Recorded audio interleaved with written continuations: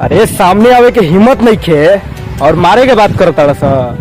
अरे सामने आवे के हिम्मत नहीं खे आ तोहनी के साला मारे के बात करता सा।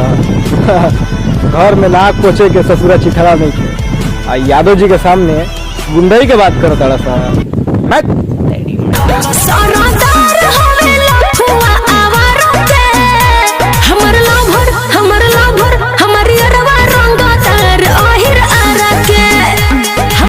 गुंडागर्दी के बात करत रहे तोर बहन से तोर नहीं खे औकात।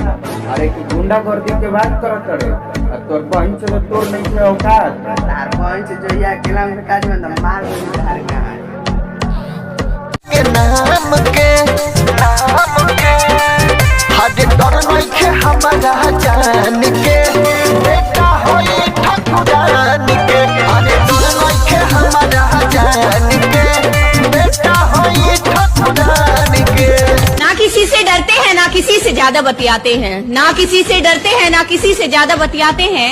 और ये कुशवाहा जी है बेटा, बात बिगड़ने पर घर में घुसकर लतियाते हैं। किले तड़ी तू हमरा से पंगा याद कर अपन पिछला तू कहानी।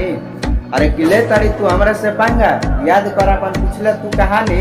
सुन तोर माई चलो ये ठाकुर जी रहन जौन गोदिया में बैठ के भोज रही जवान। एरिया में वो कर चले रंगदारी वो कर के हो तो कुछ ना बिगाड़ी।